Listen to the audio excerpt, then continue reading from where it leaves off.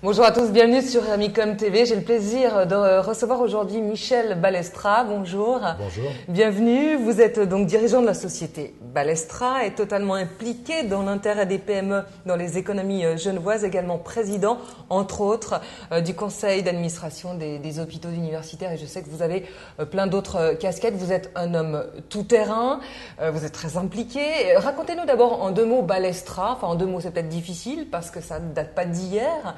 Comment vous vous êtes lancé à votre compte et quand? Alors nous avons créé cette entreprise de transport avec un cousin et un beau-frère.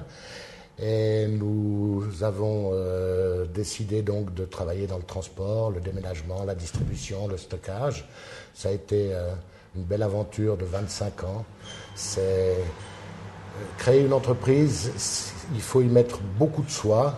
Mais on y trouve également une belle récompense, c'est d'avoir du plaisir à travailler et à travailler pour soi. Donc c'était entreprise familiale au départ. Donc on est dans quelles années là approximativement? On est dans les années 80. 80. C'est combien de camions au départ? Alors au départ c'était 5-6 véhicules et on est arrivé à 65 et c'était une quinzaine de personnes. Et on est arrivé dans les grandes périodes à une centaine et aujourd'hui on est aux alentours de 85 personnes. Ce qui est énorme.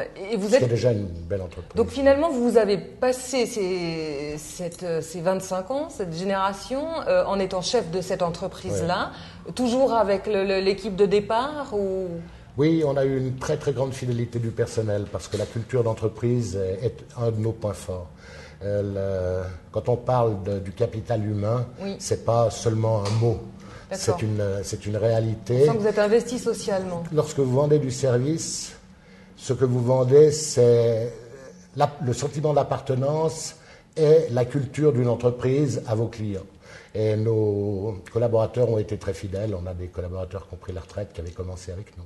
Et qu'est-ce que ça fait de pouvoir engendrer autant de postes? Ça doit être tellement gratifiant d'avoir été la source de tant d'emplois finalement. C'est déjà gratifiant de trouver une clientèle, de rendre service à une clientèle, d'être apprécié par une clientèle, de fidéliser une clientèle et indirectement de donner du travail à une centaine de familles. On a l'impression qu'on donne un sens à sa vie. Oui. Et en fait, à l'heure actuelle, vous êtes toujours dans l'administratif. Vous avez quelle casquette dans l'entreprise? Vous gérez toujours énormément de choses? Je m'occupe des finances, du marketing et mon associé s'occupe de tout ce qui est personnel et technique. D'accord. Et en fait, donc ça a toujours joué de cette façon-là, toutes les méandres des fois de l'administration, tout ça s'est bien passé, même si c'était une petite entreprise de famille. Oui, nous sommes dans le transport dans un métier difficile parce qu'il faut bien comprendre que le transport est une activité majeure de notre économie. Tout ce qui est vendu est fabriqué et est livré. Et autant pendant le processus de fabrication, avec le processus de sous-traitance, qu'avec la livraison finale au client, les opérations de transport sont déterminantes. On a parlé beaucoup pendant la crise économique que nous avons traversée de l'importance du trafic des paiements et des banques dans l'économie. Mais le transport, c'est la même chose. Mais le transport est une discipline, un métier qui est un peu mal considéré par rapport à ce qu'il apporte à l'économie en général, parce que les gens ne voient dans le transport que l'occupation des routes, la grosseur des camions, la pollution éventuelle, etc. Mais dans nos métiers, nous avons fait des efforts énormes. Nous avons, ces 30 dernières années, diminué de 40% la consommation et de 90% les émissions de gaz. Donc c'est des choses qu'on sait trop peu, en doublant la productivité. Donc c'est vraiment des métiers dans lesquels les efforts pour respecter la planète et utiliser au mieux la force de travail ont été faits de manière très précise et très stricte. Des paris tenus dans ce qui appelle votre cheval de bataille. Et c'est une très belle profession parce que le transport est quelque chose qui est chaque jour différent. Chaque livraison, chaque déménagement, chaque opération est différente. Donc c'est chaque fois une gestion de projet.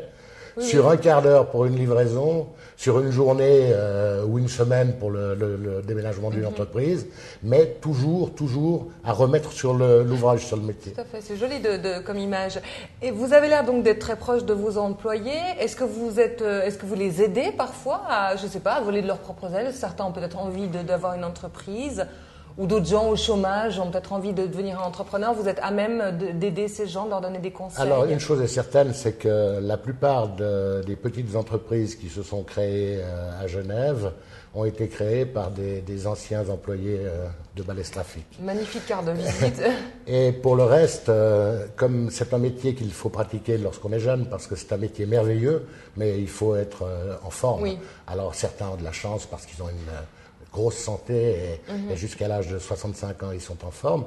Mais pour d'autres, j'ai beaucoup de plaisir lorsqu'ils sont engagés chez un de nos clients réguliers, soit pour s'occuper de l'organisation des déménagements, soit pour s'occuper de l'économat, soit pour être des hommes à tout faire, parce que le déménageur est un travailleur qui maîtrise beaucoup de métiers, qui est très vif, qui est très dynamique, qui est très attentionné et qui est très dur au travail. Donc c'est en général quelqu'un...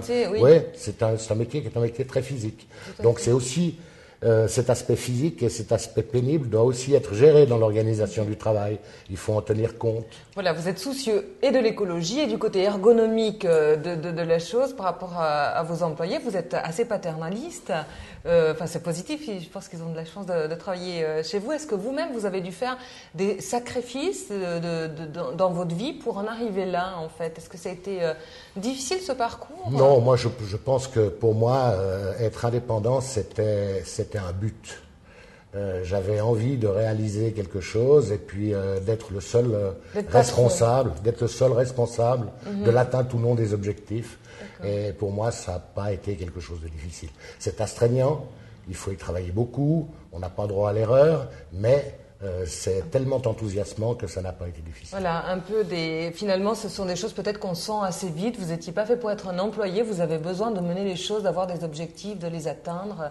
Vous êtes un bosseur, un gagnant, et tout le monde ne l'a pas. Tout le monde ne peut pas forcément se lancer comme ça dans une... Oui, je crois que c'est très juste ce que vous dites là. C'est que si on n'est pas fait pour diriger, il ne faut pas le faire. Parce que diriger, d'abord, à mon sens, c'est arbitrer des frustrations. Personne n'est jamais tout à fait satisfait. Le client aimerait toujours payer un peu moins cher, l'employé aimerait être payé toujours un peu plus cher, il aimerait toujours avoir un peu plus de vacances, et l'entreprise a des contraintes qui nous obligent à arbitrer ces frustrations, mais le but, c'est de les arbitrer de manière équilibrée et que ce soit perçu comme quelque chose de juste. Et cette tâche est une tâche intéressante, mais elle marginalise l'entrepreneur par rapport au groupe. Et pour beaucoup d'individus, le but, c'est d'être apprécié par le groupe. Et d'être marginalisé et pas apprécié par le groupe, ça peut être une souffrance pour les gens qui n'assument pas cette position facilement. Tout à fait. C'est vrai qu'il faut avoir beaucoup de cordes à son arc et pouvoir faire un peu dans le social. C'est vrai, être très à l'écoute de tout ce qui peut se passer au niveau de son entreprise, ses employés. Merci beaucoup, Michel Ballestra. Est-ce que vous avez éventuellement un dernier conseil à donner aux personnes qui nous regardent? Oui, j'aimerais dire à tous ceux qui sentent qu'ils ont en eux le feu sacré pour devenir entrepreneurs qu'il faut qu'ils se lancent. Mais il faut qu'ils se lancent en ayant suffisamment de préparation sur leur projet.